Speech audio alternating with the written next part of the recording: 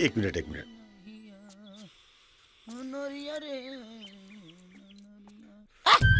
क्या कर रही है? क्या देख पिटिया? मछली जाकर का हो चाचा पड़वा के नवावा तड़ा का महतारी बहन सुने पर लागल बड़ी से जो ना भाग हट। मुझे पता था जवाब तोरा। चलो हो गोविंदा। छुड़ाना है मैं भी नौटंकी। चलो हो गई लान उठ। खेत पर पंपिंग सेट चला था, जो जाके 10 लीटर डीजल ले आई है। ले याद पहुंच। अरे राजा खाली डीजल है ढोला कि औरो कुछ काम धाम कर अरे का एकरा काम के बारे में पूछे तड़े हर नया दिन नया काम एकरा खातिर रहेला। चल वही चाय पी करके आवल जाओ। चल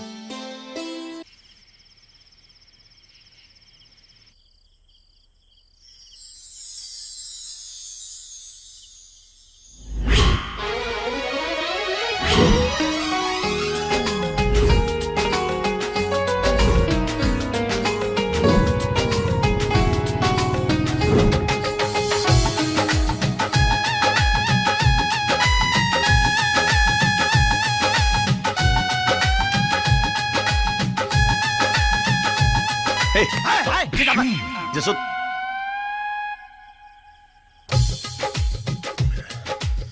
तहरा कहियो ना बुझाई। हाँ, ना बुझाई।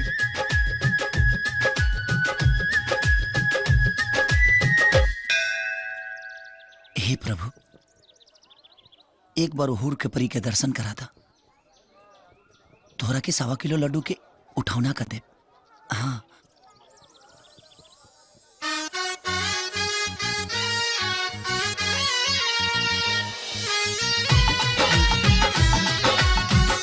धन है प्रभु धन है, राउर लीला ताफरम पारबा। हमें किलो लड्डू चढ़ावे के वादा का कदेनी, राउर नेटवर्क तो 4G से भी फास्ट हो गई।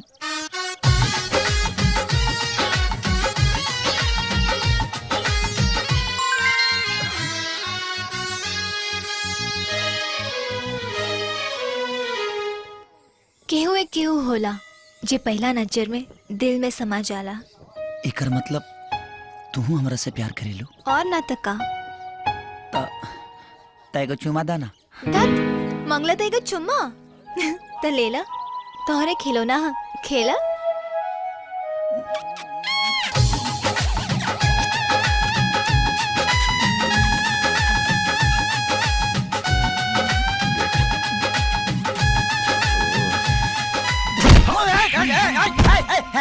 अरे चोटा क्या रे? ससुरा तू रात में चांद के देखा तारे आ दिन में धरती बटोरे तारे ले तोरा भइलबा का रे? कुछ ना बाबूजी। All right all right.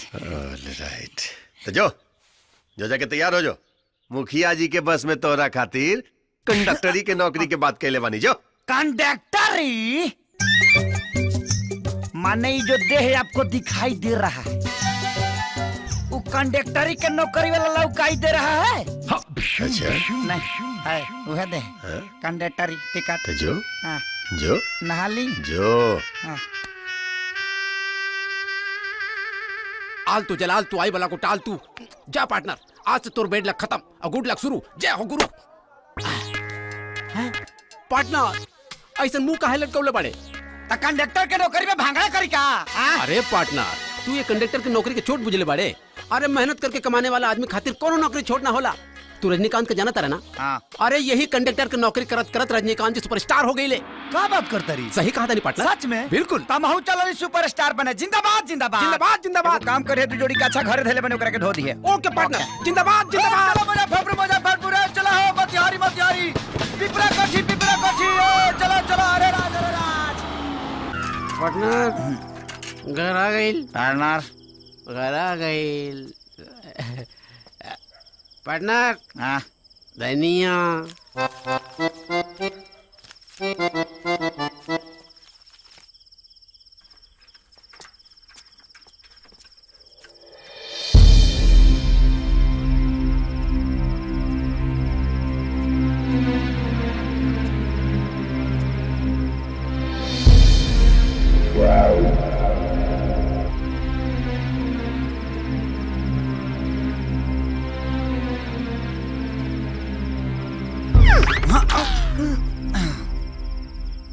सीढ़िया ढेर ऊंचा हो गई बा। काम करो नहीं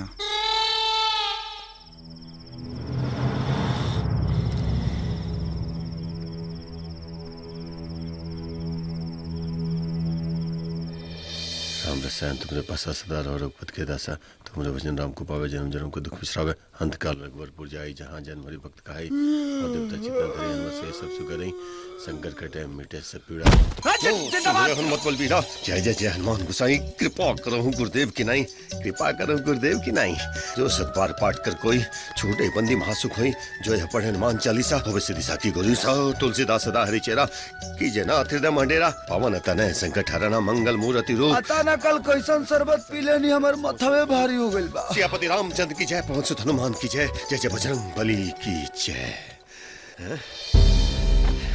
तारा बड़ा का शरबत पिए से माथा पिराता नौटंकी करबे रे तू हमरा साथे तू नौटंकी करबे का हो बेटा तो जो नवारा गर्दी के चक्कर में नौकरी छूटा ना सब हमरा मालूम बा कर ले जब तोरा मर्जी में बाना सब कर ले। अरे जब ले तक हम जियत बानी ना तब ले तक तू नौटंकी कर ले जब मर जाए ना तो हाथ में कटोरा लेकर भीख मांगबे भीख। अच्छा तो हमरा नहीं खबुझत के हम भीख कहे मांगब हई हतना जाकर जमीन काहे खाती बा हाँ? ना माने हाँ हाँ तेरे बाप दादा के जमीन बेच पे बेचब ना। जमीन बेच पे बाप दादा के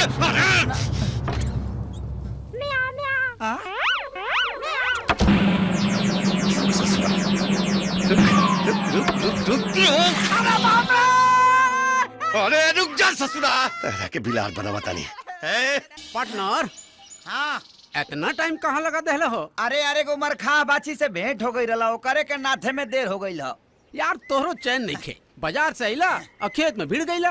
का करी पार्टनर अगर हमारा बाबूजी के बस चले ना तो हमारे के हुए देश के प्रधानमंत्री बना दिए। प्रधानमंत्री?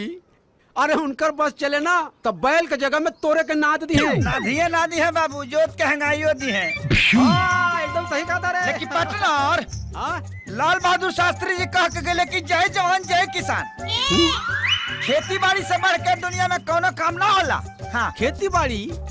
अरे तू पगला गेल बड़े करे ते जवानी का गोबर गोथार में जियान करे के चाहता रे। हमारा नजरिए से तुम देखोगे तो समझ जाओगे। अरे तोर नजरिया गई तेल लेवे काहे कि तोरो नजरिया भी तोर ऊ बुढ़वा बाप खानी हो गई बा। हम कह रहे हैं तो एक बार देखने में कहा जाता है जी। हाँ तब पार्टनर बुझा गई तोरो खेला खत्म है बा। तो देख लिए यही खेती गृहस्थी के चक्कर में तोर ऊ बुढ़वा बाप तोरा के काम करवा करवा के मुआ न देहलस तो हमरा नाम पे कुत्ता पहुंच दिया पार्टनर। शास्त्री जी सही कहत रहला जय जवान जय किसान। हमरा के चचा से बचा ले भगवान। बाबूजी रौरा खिलाफ में ही गोधाना हमारे के भड़कावो तो लो लेकिन हम देखी पूरा खेत में खाद छीट देनी। हाँ बेटा खाद तो छीट देला जी बहुत बढ़िया कहला लेकिन वो कहा ना बेटा हाँ बाबूजी कि खाद जो हाँ। बा वो अपना खेत के जगह हाँ। दूसरा के खेत में छीट दे। दूसरा के हो हाँ बेटा हमारा का पता तू सुधरबा कबे बेटा सुधर जाए कब सुधरबा सुधर जाए बाबूजी। दूसरों के माटी कोड़ के लाली से रोटी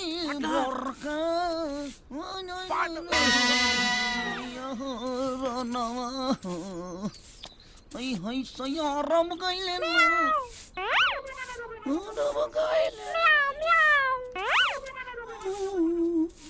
रे ये बिलाई कहाँ बोलती है रे? माने अभी यहाँ हमारे काम रह गइल बा। बिलाई कहाँ बोलती है कुकुर कहाँ बोलता है यह पता करी रे पे इतना काम के लोट बा। तो भड़कत का बाड़े काम कर ठीक बा लेकर के घर में आओ। ठीक बा।